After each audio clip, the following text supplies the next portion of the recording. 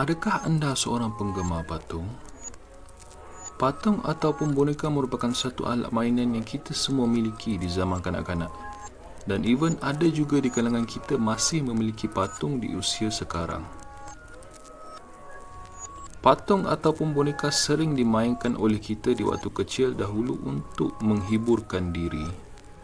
Namun siapa yang tahu anak patung mainan juga boleh memberikan pengalaman ngeri kepada seseorang. Ini dapat dilihat melalui peristiwa yang menakutkan dialami oleh keluarga Otto setelah mereka memiliki patung yang dikatakan berpuaka. Kalau diikutkan, usia patung itu sudah hampir 120 tahun sekarang. Patung ini juga dikatakan didiami oleh roh yang jahat setelah ianya disihir atas tujuan balas dendam. Patung atau boneka yang saya maksudkan ini ialah Robert the Doll.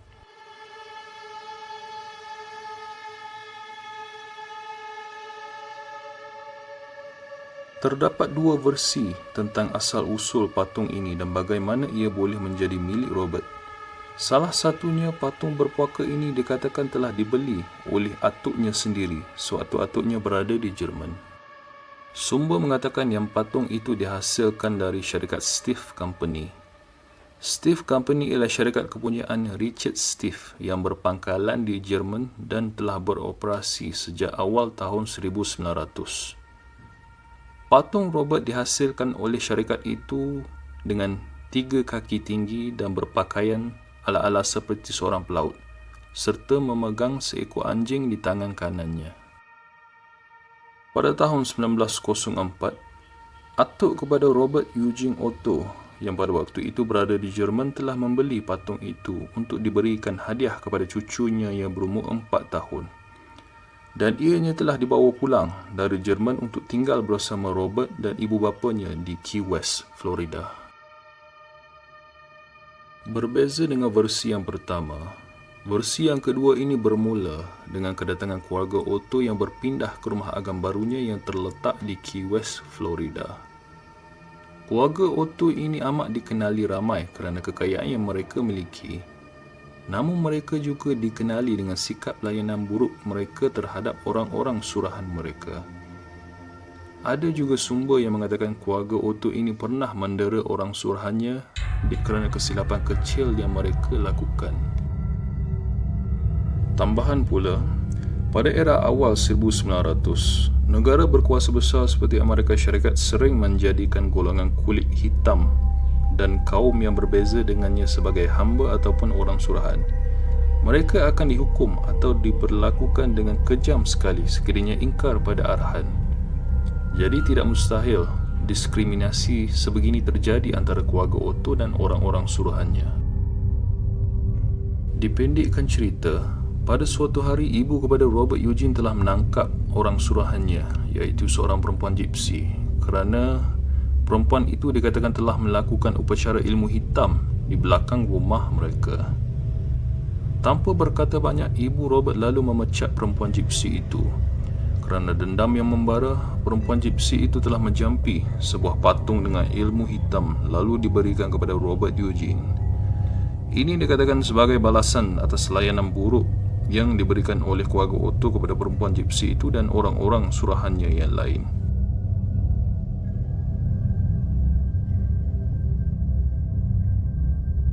Walaupun terdapat dua versi mengenai asal-usul patung ini dan cara patung disampaikan kepada Robert Eugene, namun tiada siapa pun yang dapat mengesahkan sejauh mana kesahihan cerita ini. Akan tetapi, setelah patung berada di pangkuan Robert ternyata amat menyayangi patung setinggi 3 kaki itu dan sering membawanya ke mana saja dia pergi. Oleh kerana Robert amat menyukai patung ini, kerana patung ini sering menemaninya setiap masa dan menjadi kawannya yang setia, Robert telah memberikan nama pertamanya kepada patung itu dan mahu orang lain memanggilnya sebagai Eugene, iaitu nama tengahnya. Maka sebab itulah patung ini dikenali sebagai Robert the Doll. Eugene dan Robert sepertinya tidak dapat dipisahkan. Mereka sering bermain bersama, makan bersama, tidur bersama. Tahap obsesnya Eugene terhadap Robert sangat tinggi hinggakan ibu bapanya terpaksa menyediakan satu kerusi lebih ketika makan untuk diduduki oleh patungnya itu. Bukan itu sahaja, Eugene juga selalu bercakap dengan Robert seperti dia bercakap dengan orang lain. Cara layanan Eugene terhadap Robert itu tiada sedikit pun yang menggambarkan Robert seperti anak patung.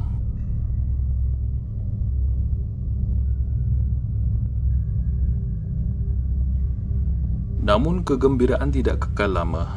Ada satu masa ketika Eugene sedang bercakap dengan Robert. Percakapan Eugene pada patungnya itu didengari oleh ibu bapanya. Dan alangkah terkejutnya apabila ibu bapanya turut mendengar suara orang lain yang sedang berbual dengan Eugene. Pada mulanya mereka menganggap anaknya sendiri yang membuat suara itu. Tetapi mana mungkin Eugene dapat membuat dua suara dalam satu masa.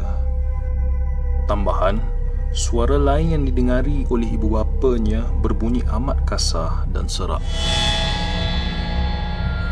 Tidak lama selepas kejadian itu, ketika ibu bapa Eugene sedang lena di waktu malam, tiba-tiba mereka dikejutkan dari tidur setelah mendengar Eugene memekik seorang diri dan menjerit pembunuh, pembunuh.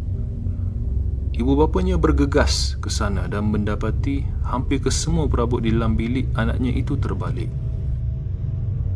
Eugene ditemui sedang duduk di penjuru bilik sambil ketakutan dan Robert masih berada di atas katil sambil memandang ke arah mereka. Sejak kejadian itu, Eugene telah mengalami mimpi ngeri hampir setiap malam. Ibu bapanya turut menemui patung mainan Eugene yang lain dalam keadaan yang tidak sempurna atau dirosakkan. Malah mereka sekeluarga juga turut mendengar bunyi ketawa seseorang pada waktu malam. Selain itu, ketika Eugene dan ibu bapanya tiada di rumah, jiran-jiran berdekatan turut berkata mereka ada nampak patung sedang mengintai mereka melalui tingkap. Situasi juga menjadi lebih tegang apabila mereka sekeluarga sendiri benar melihat Robert berubah tempat dengan sendirinya. Dan ada juga mendakwa pernah melihat Robert bergerak di sekitar rumah itu pada waktu malam. Disebabkan banyak kejadian menakutkan yang terjadi, ramai orang suruhan keluarga Otto itu mahu berhenti kerja. Dan ada juga yang mengatakan yang patung itu telah pun disumpah oleh roh jahat. Sampai satu tahap, mereka sekeluarga sudah tidak tahan lagi dan akhirnya mengurung Robert di dalam sebuah kotak kayu dan meletakkannya di loteng rumah. Namun cara ini juga tidak menghentikan kejadian aneh di rumah itu. Ada tetamu yang melawat keluarga itu mendakwa mereka pernah mendengar bunyi tapak kaki dan seseorang sedang mengilai dari loteng rumah.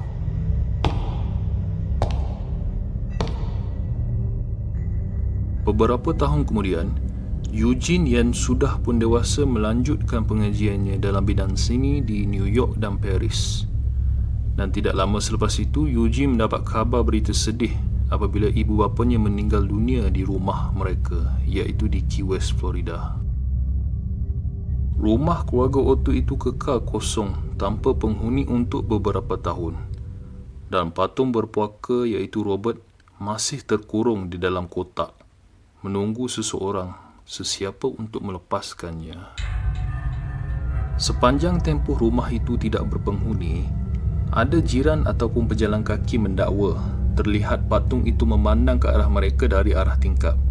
Hal ini juga membuatkan orang ramai ataupun kanak-kanak mengelak untuk lalu di kawasan rumah itu kerana takut akan penampakan patung itu.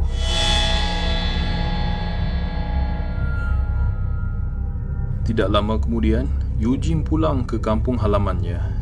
Pada waktu itu, Eugene sudah pun menjadi seorang pelukis yang terkenal dan amat dikenali di sekitar area Key West. Eugene juga telah berkahwin dengan pilihan hatinya iaitu Enid Parker pada 3 Mei 1930. Dia kemudian membuat keputusan untuk menginap semula ke rumah asalnya di Key West yang sudah lama tidak berpenghuni itu untuk tinggal bersama isterinya. Setelah Eugene kembali menginap di rumah asalnya, keinginan untuk bertemu dengan Robert memang tidak dapat dinafikan lagi. Dia telah mengeluarkan Robert daripada kotak kayu dan Robert kembali menjadi patung kesayangan Eugene. Manakala isterinya pula, Annie, sudah pun merasakan ada sesuatu yang tidak kena sepanjang mereka menginap di rumah itu.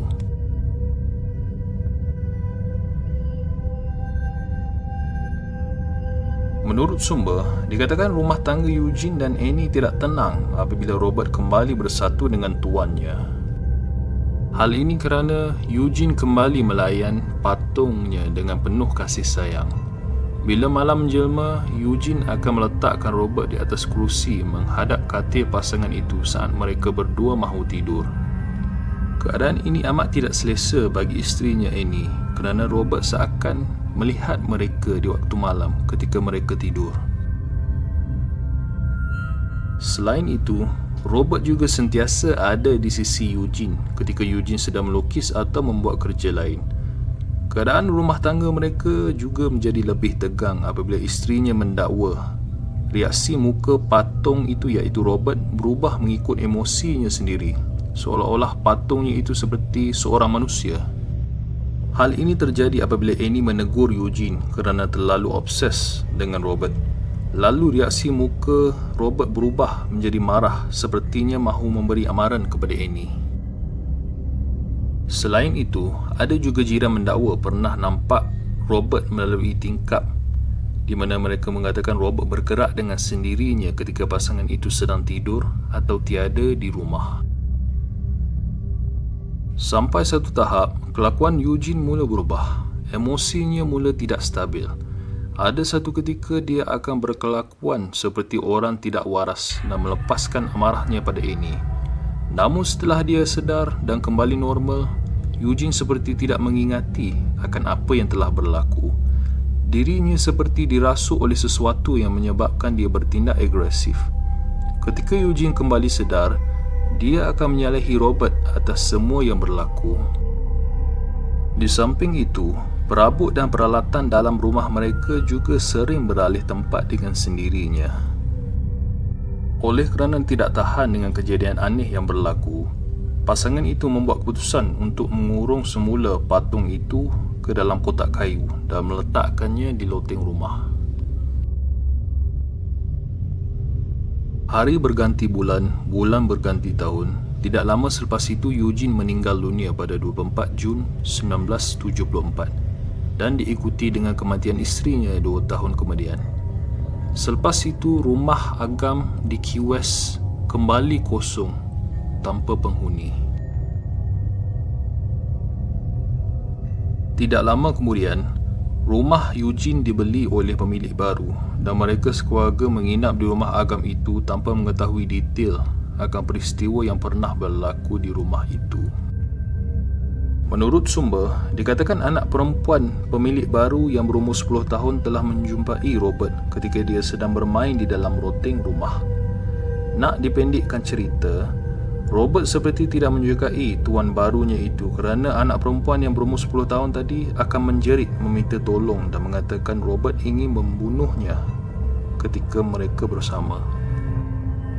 Bukan itu sahaja, kejadian menakutkan yang berlaku pada pemilik baru yang menginap di situ seakan sama dengan apa yang terjadi pada keluarga Otto.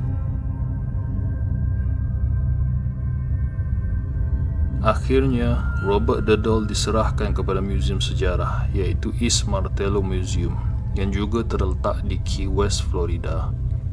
Kejadian ngeri dan aneh juga dilaporkan sudah tiada lagi berlaku di rumah agam itu semenjak Robert dipindahkan ke tempat baru. Sehingga kini, Robert masih tinggal di museum itu dan dia diletakkan di dalam kotak kaca untuk pameran orang ramai. Akan tetapi, pengunjung diminta menjaga tingkah laku dan meminta izinnya sekiranya mereka mahu mengambil gambar. Sekiranya mereka tidak berbuat demikian, dikatakan nasib malang bakal menimpa mereka dan mereka yang terkena harus meminta maaf semula kepada Robert sekiranya mahu nasib malang itu ditarik balik. Jika anda lihat, dinding yang berada bersebelahan dengan Robert di museum itu penuh dengan nota permohonan maaf. Dikatakan nota itu ditampal oleh orang-orang yang telah mendapat bala setelah mereka membuat sesuatu yang Robert tidak suka sewaktu melawatnya di muzium. Antara isi nota itu termasuklah mereka mahu meminta maaf dan meminta agar sumpahan yang dikenakan ditarik semula. Ramai juga yang terkesan dengan sumpahan ini sehingga kan, jika anda semua melihat dokumentari tentang Robert the Doll versi orang putih, ada juga penonton yang meminta izin Robert di ruangan komen terlebih dahulu sebelum melihatnya. Akan tetapi, kita tidak digalakkan untuk mempercayai perkara-perkara sebegini. Sesungguhnya, tiada yang lebih berkuasa melainkan Allah Subhanahu wa Ta'ala.